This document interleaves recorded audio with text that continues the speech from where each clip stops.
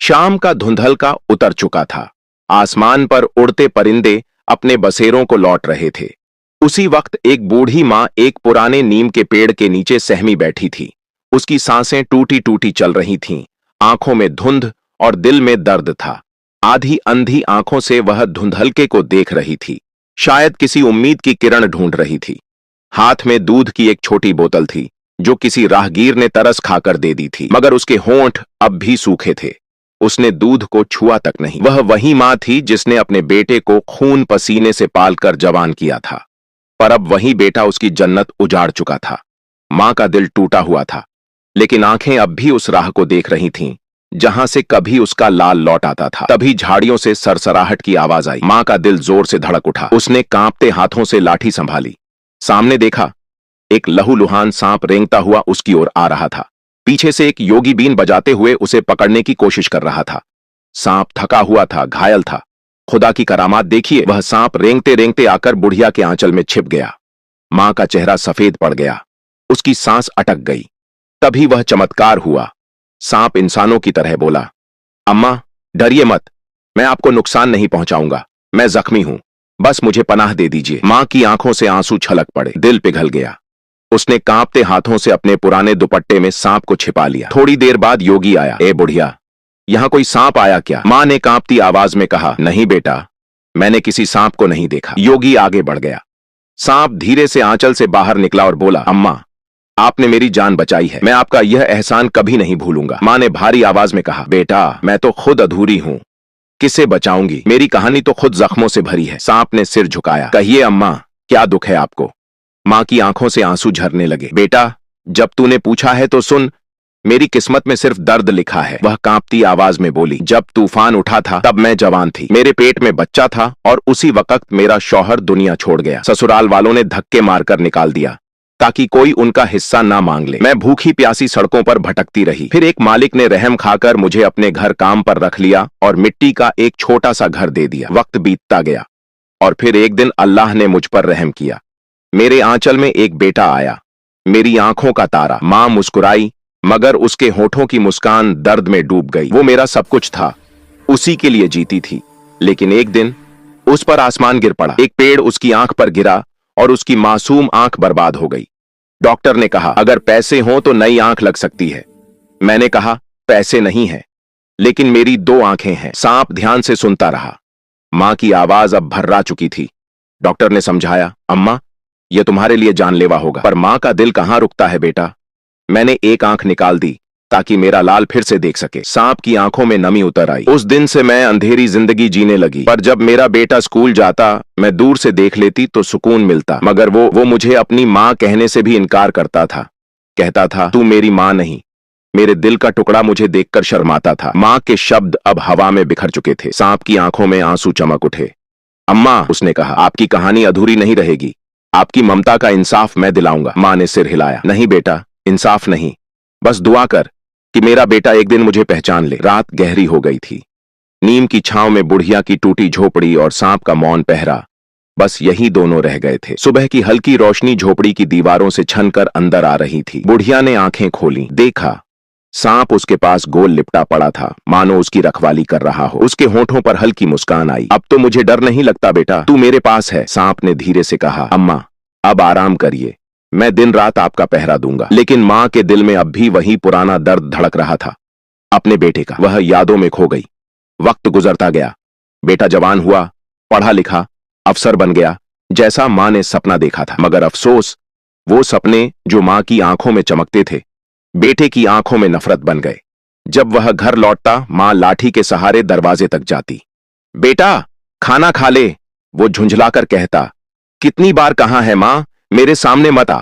लोग हंसते हैं मुझे देखकर, कहते हैं एक आंख वाला लड़का। मां का दिल टुकड़ों में बिखर गया। वह कुछ कहना चाहती, मगर शब्द गले में अटक जाते। धीरे धीरे बेटा पूरी तरह बदल गया। मां उसकी परछाई बनकर रह गई, कभी छांव में, कभी दरवाजे पर। वह दूर से उसे देखती जब वह दोस्तों के साथ हंसता बोलता। एक दिन तो हद ही हो गई। बेटा गुस्से में आया, हाथ में डंडा था। मां, क्यों गई थी तू मेरे दोस्तों के पास? उन्होंने मेरा मजाक उड़ाया और बिना कुछ सुने उसने मां को मारा। उस मां को जिसने उसे आंख देकर रोशनी दी थी। मां गिर पड़ी, उसके होठों से बस इतना निकला, बेटा मेरी गलती क्या है? लेकिन जवाब में उसे सन्नाटा मिला। रात गहराई, झोपड़ी में अंधेरा और दिल में तूफान। सांप पास आया, उसने माँ के पैरों को छुआ। अम्मा, अब वक्त आ गया है। जो दर्द आपको मिला अब वो पलट कर जाएगा। माँ ने डरते हुए कहा, नहीं बेटा, बदला मत लेना, वो मेरा खून है। सांप बोला, मैं खून नहीं बहाऊंगा, पर उसके दिल का सुकून छीन लूंगा, यही इंसाफ है। दिन बीते, महीने गुजरे। बेटा अब शादीशुदा था। बहू आई तो माँ ने सोचा शायद अब घर में रोशनी लौट आएगी, पर बहू बेटे से भी ज्यादा कठोर निकली। वो ताने देती, बूढ़ी जरा दूर रहना, तेरी शक्ल देखकर भूख चली जाती है। माँ चुप रहती, हर अपमान को आंसुओं में छिपा लेती। फिर एक दिन बहू ने बताया, अम्मा मैं माँ बनने वाली हूँ। माँ के चेहरे पर पहली बार सुकून की मुस्कान आई। अल्लाह का शुक्र है, उसने कहा, अब मेरे घर में खुशियां लौटेंगी। बेटा बाहर काम पर चला गया। बहू की सेवा का जिम्मा अब बूढ़ी माँ पर था। वह रोज उसके पैर दबाती, खाना बनाती, पानी लाती। लेकिन एक रात जब थककर माँ का सिर बहू के पैरों पर गिरा, बहू ने आग बबूला होकर धक्का दे दिया।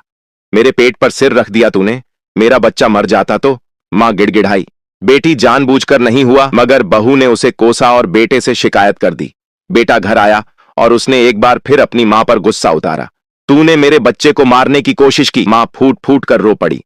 बेटा मैंने तो तुझे भी अपनी आंख देकर जिंदा किया था, पर बेटे ने मुंह फेर लिया। जा, इस घर से चली जा, अब तेरा यहां कोई ठिकाना नहीं। माँ के कांपते होठों से बस एक बात निकली, बेटा जाने से पहले एक बार गले लगा ले। लेकिन बेटे ने पीठ फेर ली। बहू बोली, यह नौटंकी कहीं और करना। माँ लाठी टेकती हुई निकली। आंखों से आंसू झर रहे थे, दिल खाली था। रात अंधेरी थी, हवा में ठंड थी और माँ अकेली। आखिर थककर वो फिर उसी नीम के पेड़ के नीचे आ बैठी। हाथ में दूध की वही छोटी बोतल थी। इस बार उसने ढक्कन खोला, मगर अपने लिए नहीं, किसी अनजान प्यासे के लिए। तभी झाड़ियों से वही सांप निकला, घायल, भूखा और बेचैन। माँ ने बिना सोचे दूध उसके आगे रख दिया। ले बेटा, पी ले, शायद इस दूध से मुझे कुछ सुकून मिल जाए। सांप ने दूध पिया, आंखों में चमक आई। अम्मा, उसने कहा, आज से मैं तुम्हारा बेटा हूं, तुम्हारे दूध का कर्ज मैं जरूर चुकाऊंगा। माँ ने आंखें बंद कर लीं। पहली बार उसके चेहरे पर सुकून उतर आया। सुबह की ठंडी हवा नीम की डालियों में सरसराहट भर रही थी। सूरज की किरणें झोपड़ी की टूटी खिड़की से झांक रही थीं, जहां बुढ़िया अब भी अंधेरे में लेटी थी। उसका चेहरा सूख चुका था, लेकिन होठों पर शांति थी, मानो अब उसे किसी चीज की परवाह न हो। उसी वक्त झाड़ियों से हल्की सरसराहट हुई। वही सांप धीरे धीरे रेंगता हुआ आया, पर इस बार उसकी चाल में कुछ अलग था, जैसे भीतर कोई तेज शक्ति जाग चुकी हो। अम्मा, उसने पुकारा। बुढ़िया ने सिर उठाया, आवाज पहचानी। आ गया तू बेटा? सांप ने सिर झुकाया। अम्मा, आज से मैं तुम्हारा साया बनूंगा, अब कोई तुम्हें दुख नहीं देगा। मां मुस्कुराई। मुझे अब और क्या चाहिए बेटा, बस इतना कि मेरा वो बेटा जो मुझे भूल गया कहीं खुश रहे। सांप की आंखों में आग जल उठी। खुश रहेगा, पर तब जब उसे अपनी मां की कीमत समझ आएगी। मां ने धीरे से कहा, मत कर ऐसा बेटा, बदला लेने से दुख खत्म नहीं होता। सांप चुप हो गया, मगर उसकी आंखों में कसम थी, इंसाफ की कसम। कुछ दिनों बाद गांव में हलचल मच गई।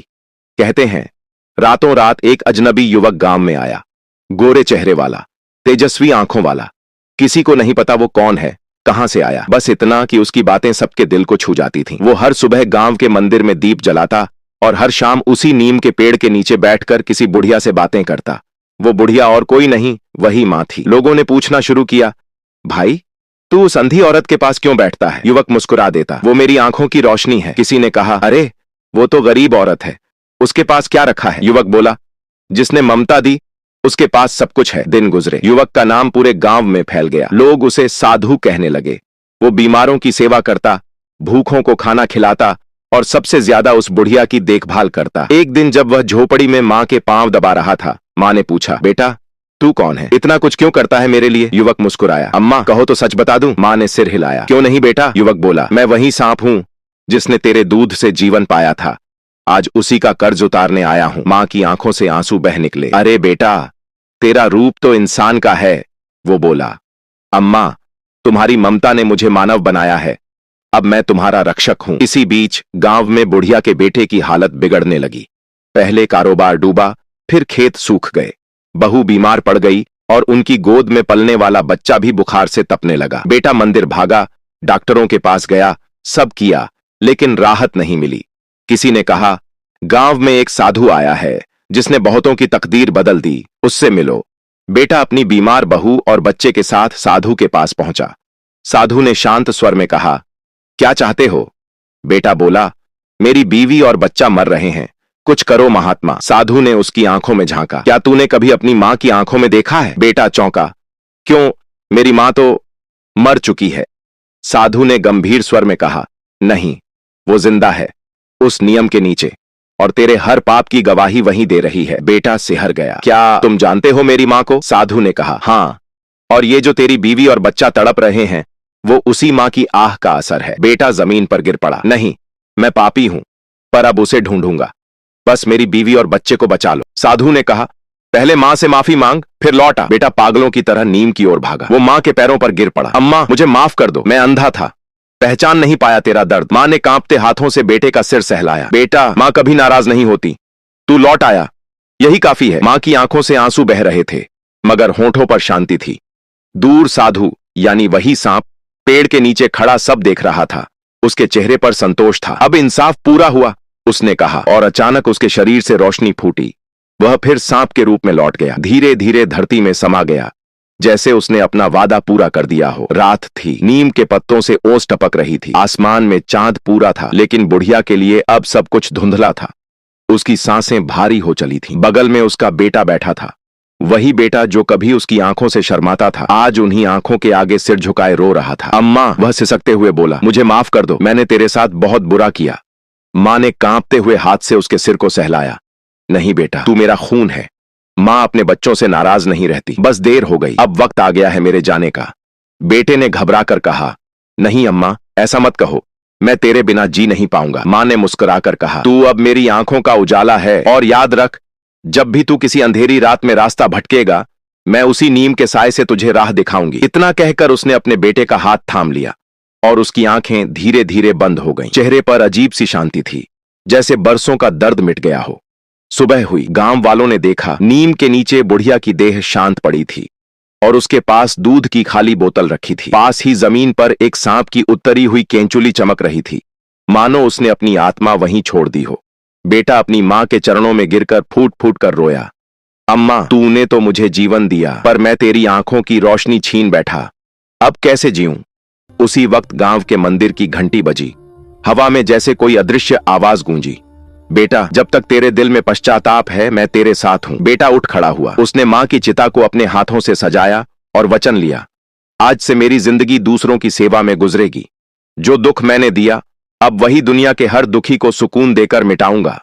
उस दिन से उसने अपने घर का एक कोना गरीबों के लिए खोल दिया। हर भूखे को खाना, हर बीमार को दवा, हर बूढ़ी औरत को सम्मान मिलने लगा। गांव वाले कहते, जब भी कोई मां दुखी होकर नीम के नीचे बैठती है, वहां से ठंडी हवा चलती है, शायद वो उसी बुढ़िया की दुआ है। और उस पेड़ की जड़ के पास आज भी किसी को कभी कभी दूध की खुशबू आती है, जैसे कोई मां अब भी अपने बच्चे को पुकार रही हो। बेटा, दूध ठंडा हो जाएगा। अगर आपको यह वीडियो पसंद आई हो तो लाइक जरूर करें, और मां से मोहब्बत करते हो तो कमेंट में आई लव यू मां जरूर लिखें।